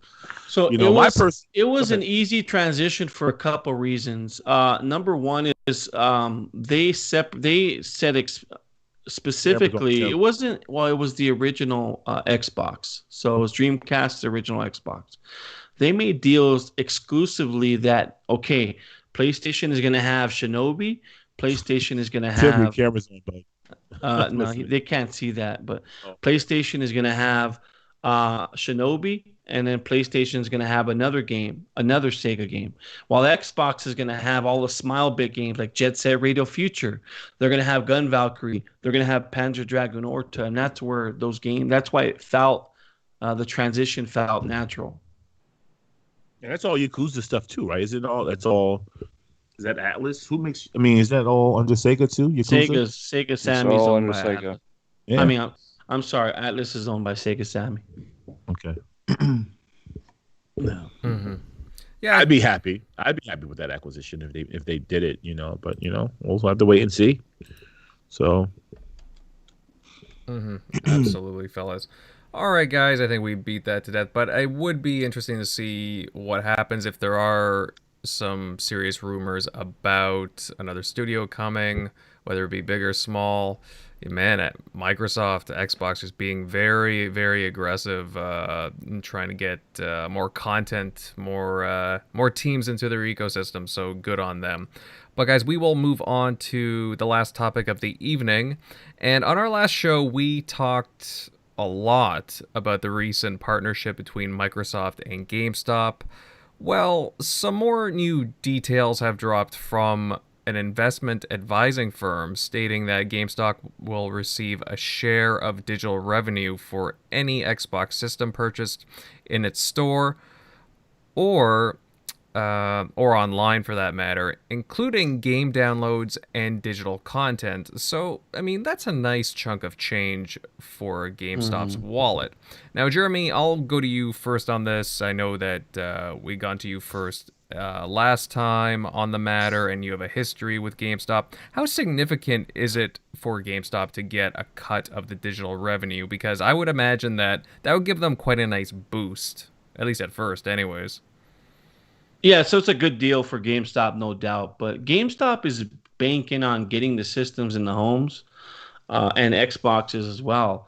But they need that foot traffic, like I told you about last podcast. But having people to sign up for Game Pass subscriptions is Microsoft's goal with getting these systems inside the home. So there wasn't really an incentive to promote systems and sell them because the profitability was very low. So if you look at last generation, I think it was like $20, and then even the generation before that was anywhere from $6 to $15. Where they made their money was on all the extras. So in the past, before the digital era, there was a low incentive to sell systems with the high potential to bring in new customers and sell the games. But that includes the accessories, that includes all the other items that were added onto that. Now with the digital era, there was low incentive to sell the system and low possibility that you're going to keep those same customers inside the store because of the digital market. It's just now there's a high incentive to sell the system because now GameStop gets a certain, we don't know the percentage, we don't know the dollar amount they're going to make for each sale of the system. I'm pretty sure it's pretty significant. Or else GameStop wouldn't agree. If it was just a basic deal where they would just keep the profits from the wholesale amount, that doesn't make sense for GameStop because that's what they were doing in the past. But I think getting people in the door, buying Xbox products along with Microsoft's other items inside the GameStop store, that makes sense because it's going to get people in the doors and it's going to get people to purchase a little more from GameStop, and it's going to help with the problem with some of the profitability that GameStop is losing because of the digital market. They don't make a lot of profits anymore. Their stores, on that, maybe I shouldn't be saying this because it is confidential information, but you take my store, for example, and my stores were one of the highest in profitability. When all was said and done and all the bills were paid at GameStop, my store was making almost $200,000 a year in just pure profit. And that's when all was, the employees were paid. That's when the rent was paid. And that was high. So if you move into a mall, it's even lower than that because you got to pay high rent in those malls. And that's, and some of these grade A locations that just suck up the rent in terms of dollar amounts. Hey Jeremy, what were you guys making? So you guys are profiting off of the prescription service, the subscription service they had there. What does GameStop have now that you get you pay yearly for? What's that called again? They give you a little card or whatever. I don't know exactly. That membership. They have a membership I think it's thing. like game reward. I forgot, but anyway, called a pro membership. It's pro membership. That's where they make all the money because having that card, like any reward card, creates a loyalty program. That's why they call it loyalty. It entices people to buy GameStop stuff, to go and shop at GameStop. Microsoft has the same thing with the Microsoft or Xbox reward points. If you buy X amount of games, you get X amount of return on your investment, and that's what creates a culture. It creates a selling culture. So GameStop does the same thing. What if they gave you something like it's just I'm cutting you off like but I'm just thinking I'm brainstorming here. I'm like, what if every time you signed up for that rewards program? I mean, I guess Predator has it, the Power Ups Pro Rewards. Thanks, Predator. And they give you a 15-day card to sign up for Game Pass Ultimate. Like, what if they did that whole thing? Like, that would be. That's thinking outside the box for sure. Like the man on the corner, I think they're gonna be hustling these Game Pass and these services. They're gonna work hand in hand with each other and just really kind of push this, man. That's all I see. So with the current deal, they got $15 gets you the the deals in house, whether it's $5 off, percentage off a system, percentage off a game. But what if you include for $10 more? You can rent out games at GameStop, and that's just a new way. Maybe you can rent out digital games at GameStop with this Microsoft and Xbox deal. That you can do something like that. Just the sky's the limit. You just got to have the people there to come to an agreement to get them to sign off on some of these things because right now GameStop's in trouble. They're in a better spot as they were yesterday with this deal with Microsoft, but they were still in trouble. They were closing a lot of stores. GameStop had over 3,000 locations when they finally bought EB Games for $4.2 billion. That's when I left, was when they purchased EB Games for 4.2. They acquired all the assets overseas. They were international powerhouse at that point. Unfortunately, you didn't have someone seeing the writing on the wall with the digital era, basically coming, making GameStop locations extinct almost. But that's what it's doing. I kind of seen it when, I used to rent video games a lot from my local, my Palmer Video, the Blockbuster. And once I started I started seeing those things close down. And then, seeing how Netflix was coming up in Redbox, I just kind of, myself, I saw it, per se. I kind of just figured it was just eventually going to go the same way with video games. But, yeah. Yep. Well, you had GameFly. GameFly, you were able to rent your games that way, too.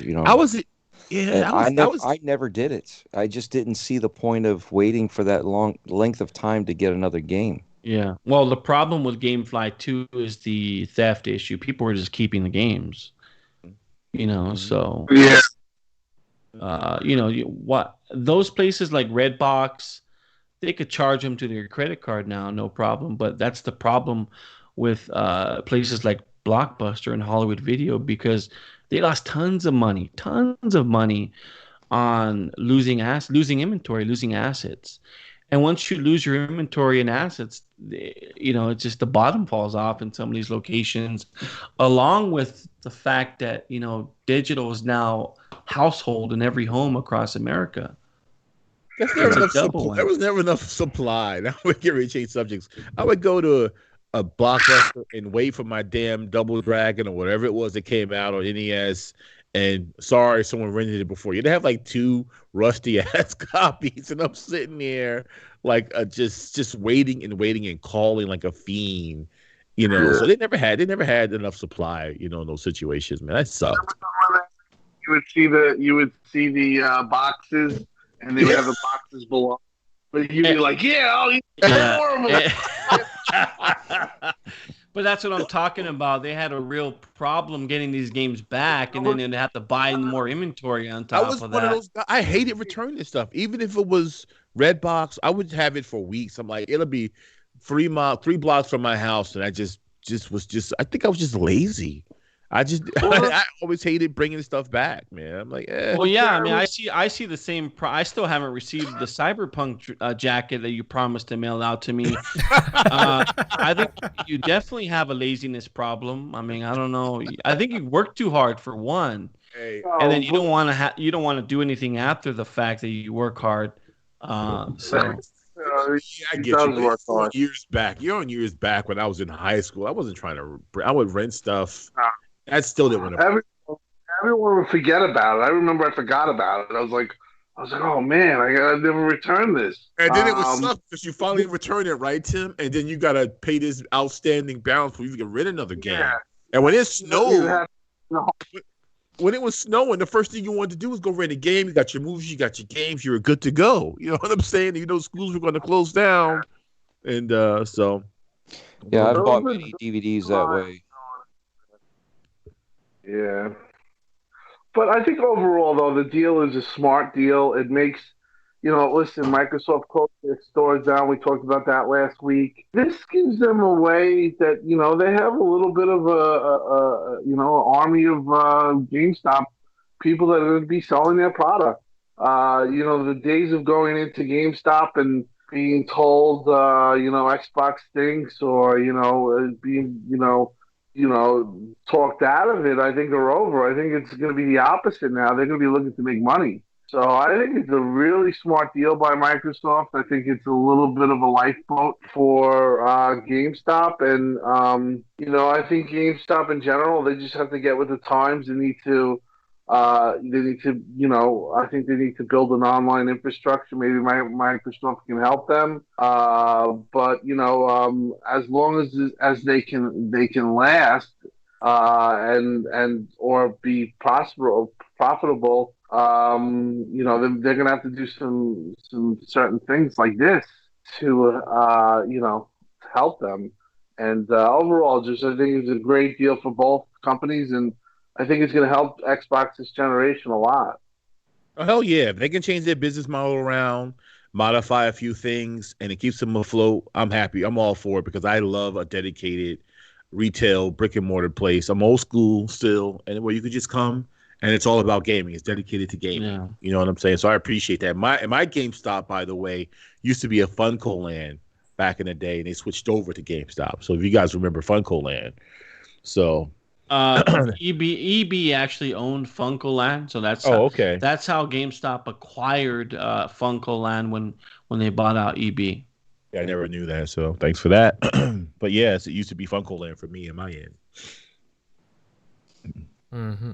I'm just waiting for the rewards points to go over to GameStop also, because I'm sure you guys have heard already. $200 for a Series X. Yeah. I didn't even pay for my Series X, thanks to Rand.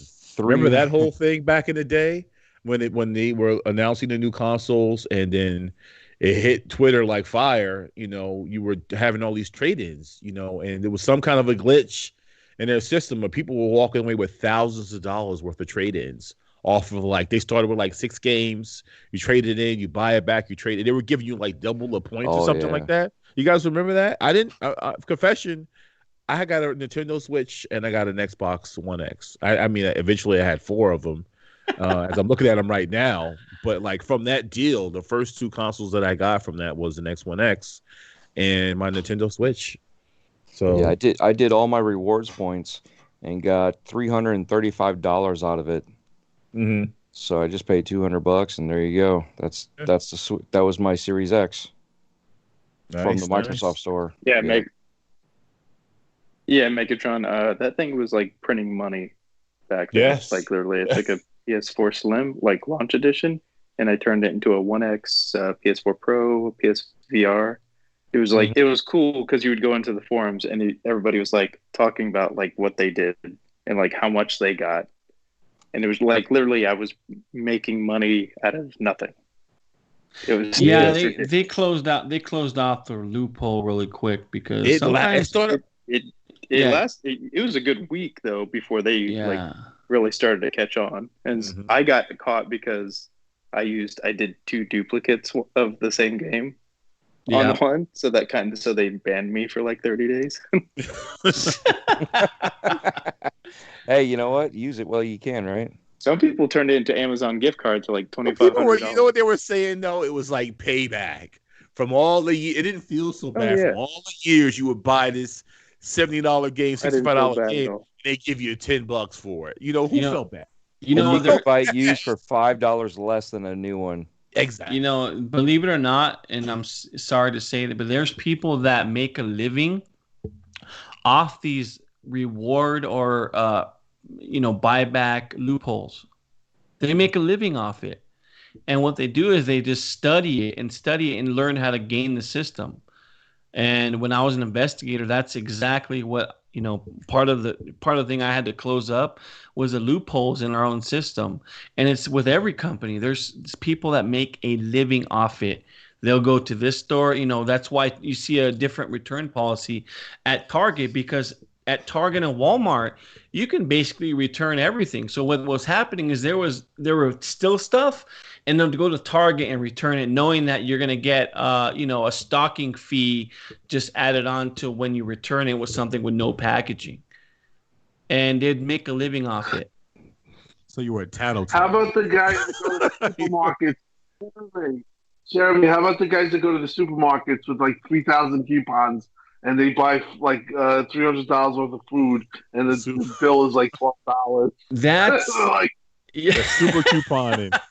That's actually not. It's gaining the system, but it's not. It's legit. That's actually legit. So what they're doing on some of that stuff, that's a lot of hard work. Yeah, that's hard work. If you're gonna go through that, much, it's like a job. If you're gonna go through that much time, you're better off just 25 rand. Yeah. Have you ever bought Pokemon games, took all the shiny Pokemon, and then returned them back to GameStop? But check this out. The Grand Theft laws in California were so ridiculous. I remember I was talking to some sheriff inside of Jamba Juice, and I'm like, dude, it's causing what, Prop 46 or Prop 47 was causing so many problems because the Grand Theft threshold went from 650 to 950 overnight because some dumbasses decided to vote on it. So you had people going in stealing TVs inside Walmart, and they'll get caught, get a slap on the hand, and then go out to a Best Buy and steal another TV under that $950 threshold, and they'll just get a ticket out of it. Wow. Yeah. Damn, dude. Yeah. It's crazy. And that's how you build cases. So if you can prove that this person stole a particular TV, if Target would make a report on it, you'd get that information. You'd combine both, and you could tag them on Grand Theft for those particular items, those 2 particular items, by combining the 2 cases together. And that's how you'd prove whether or not this person went out and stole and committed Grand Theft. Look at Jeremy sounding like top flight security. Holy moly, no, that's I got you, bro. Like, he's the tattletale. He was the man. Jeremy was the man.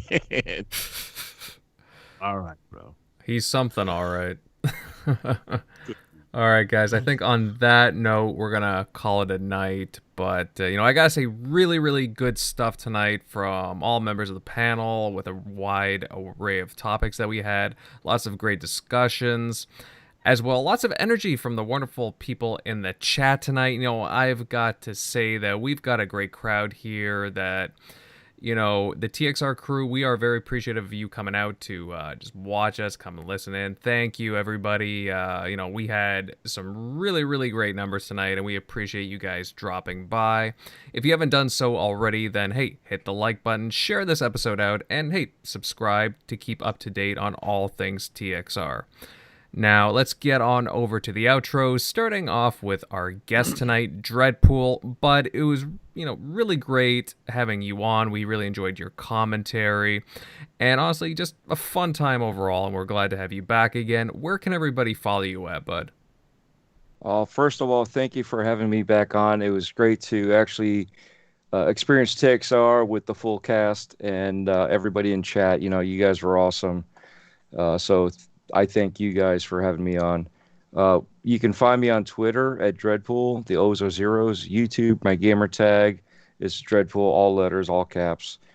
Every Wednesday night, you can find me at Game and Beyond the Box, except for this Wednesday night. I have a prior commitment, personal-wise, but the rest of the crew will be there, and you guys will have fun if you guys swing by there. Fridays, at 10 o'clock Eastern, we will have Breakfast with Boom, so I'll be there hanging out with everybody. And just an FYI, Wednesday at 4 p.m., I'm going to be hanging out with Four Guys Quarters and Italian Clowns, interviewing Kelsey Abbott. And then Thursday night, I will be at Original Next Level Gaming, so I'll be there with those guys. And then Friday at 12 p.m., again with Four Guys and Quarters and Italian Clowns and everybody there. Like I said, 12 p.m. with Tommy Tellerico. Nice, bro. You making the rounds, DREADPOOL. Yeah. I'm on vacation, so it's like, it's a little bit easy. But like I said, I got a little personal thing, so I kind of screwed up my Wednesday night. But, so, we're having a good time. And then I just got done recording with, I don't know if you all know him, but Nightwolf, I met up with him for Breaking Bread with Dread. So we just got done doing the recording. I just put out before the show the first half of the episode that we recorded. And then sometime tomorrow I'll finish editing the rest of it, and I'll get that out there. I'm going to check that out. Nice. You're too busy for my taste, buddy. Hey, I'm used to working 70, 80 hours, and then when they cut my hours down, I was like, well, I got nothing else to do. Let's go at it. So I just keep myself busy. I think that's Megatron's problem right now. He's fucking calling me every day, and I'm just like, he don't know what to do with himself. I hear you.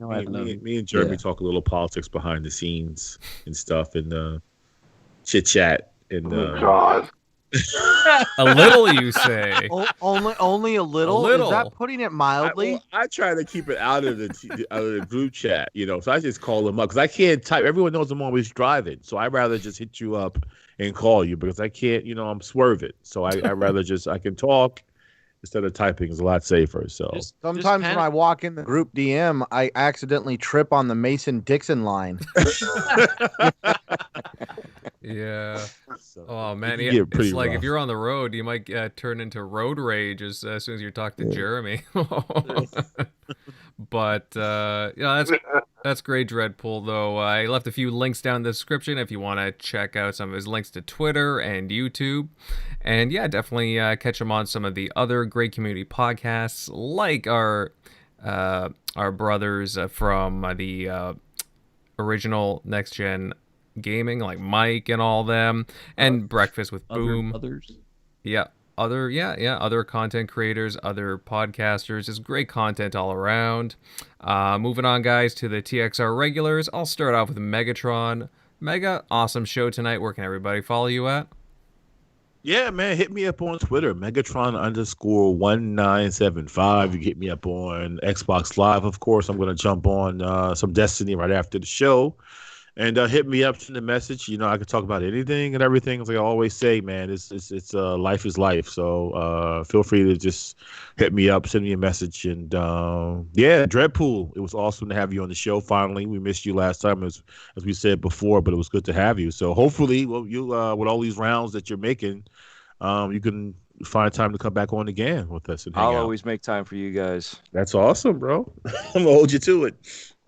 Definitely. And thanks to everybody that came in the chat too, by the way, too. I just love seeing everybody come through. They'll send me messages and I try to see them all, but it's just like, it's been good. You know, it's been good to see Christopher Hart out here doing his thing, you know, North America, of course. Love you, bud. Yeah, it's just good to see everybody in the chat, man. I love talking about gaming and stuff, and it helps me take my mind off a lot of stuff that I'm going through in my personal life. So it is what it is, man. Game on. Absolutely. Some nice words there, Mega. Moving on down the list, Eric Shockley. Fantastic show, brother. Where can everybody follow you? Oh, yeah, you can follow me at ShockNero on Twitter, Easy Shock on Xbox Live. Yeah, thanks for our guest, DREADPOOL, stopping by. And 3 more weeks. 3 more weeks. Yeah. That's right. Yeah, the clock's ticking, guys. It's less than a month away. I'm pretty damn excited. And I know who else is excited here. The Xbox Warrior, Tim Dog, buddy. Awesome show, as always. Love the input. Where can everybody follow you at? You can follow me, the Warrior, at Twitter, xCloud, Tim Dog. But happy to be here. DREADPOOL, excellent job. And great job tonight. A lot of people showed up, and thanks for everyone who's showing up on a Sunday night. It was a great show, talking about a lot of good stuff. And I'll take it back to the Warrior known as Invader. Hey Tim, Yeah. tell me the truth. Tell me the truth right now, Tim. Have you been drinking? No. I'm very tired, though. I'm very tired. I want to be honest. I'm very tired. All right. I had the last couple of 2 days. I've been, I would say 6 hours, 7 hours sleep. Because I was babysitting my nephews who try to get out of I think they try to get out of the house at like 3 a.m. So I had to keep a close eye on them. So basically, literally 6 hours in 2 days. So I'm kind of shot right now, to be honest. How old are they? Tom's 16 and the other one's 13. With the 16-year-old, no, they're about that age. he'll steal the car. Like, that's what type of guy he is. He's like, he'll take the car to go see his girlfriend, and like, That's in my house. They lose their legs. yeah, I know. That's he doesn't care though. This kid's crazy. But we already got caught once. But that's the reason why I had to watch them, was because they didn't have anybody. They knew that they wouldn't get it. But I stayed up, and I was sleeping at somebody else's house. I don't know if you guys. I can't do it. It's just impossible. It's horrible. Like, I can only sleep well, really, in my own house, or if I'm on vacation, obviously. You could sleep in a hotel and stuff like that. Yeah. But like, when you sleep in somebody else's house, I don't know. I was sleeping on the couch, and I just, I watched some crazy movie last night, Young Cannibals, and yeah, it's just been a rough weekend. That's why my voice is probably hoarse. You should watch Camp Got that Sleepaway. Barry White sound there, so, like where they just start singing. Yeah, man, you try. Watch some Hereditary before you go to bed next time. Damn. No, that girl, the little girl, she's evil. Someone Scared. said that poll was 2020, and the girl was us. Oh my gosh. Oh no, I know what you're talking about. Someone Sean. made a meme of it, and I lost it when I saw it. Too funny, Tim. Too funny. Well, moving on down the list, Jeremy, brother. What's up, man? What's All up? right, Canadian. You can find me on Xbox. Xbox. It's Downer. Have you Space. My cat is walking across my keyboard. We got to end this. She's sitting on my keyboard. Oh my gosh. You can also find me on Twitter. It's going to be Lone Master Who 07. You can find me there. But I warn you, do not follow my tweets. Don't even follow me, actually. So. Nah, I don't know about that. Some great entertainment there. All right, and finally we got Centurion, pal. Some pretty good insight tonight. Where can everybody find you at? Dang, how could I follow up the guy that screams "Don't follow me"? Follow me. Oh, well, for those out there that are looking to follow somebody, I will warn you, my world is a little bit twisted. I'm over here every Sunday night sharing my twisted world with these guys. But if you do want to follow me, be sure to find me on Twitter, YouTube, and Xbox Live at Centurion1307. And again, I kick it with them every Sunday night right here on the TXR Podcast. And I also help annoy the guys over on the Shop Podcast with PTK Blam and the rest of the crew. And yeah, it's about it. I'm hopefully going to have some content come out tomorrow morning as long as things go according to plan tonight. And hopefully get some more gaming in. Who said what? Sweet. Oh, sweet. Nice. Sweet. All right, guys, and to close us off, I'm Invader. You guys can follow my content on YouTube over at Invader Gaming. And, of course, I'm always active on Twitter at Invader_Y986. Great show tonight, fellas, and we cannot wait to see you all here next Sunday. Have a good one, guys. Stay safe and take it easy.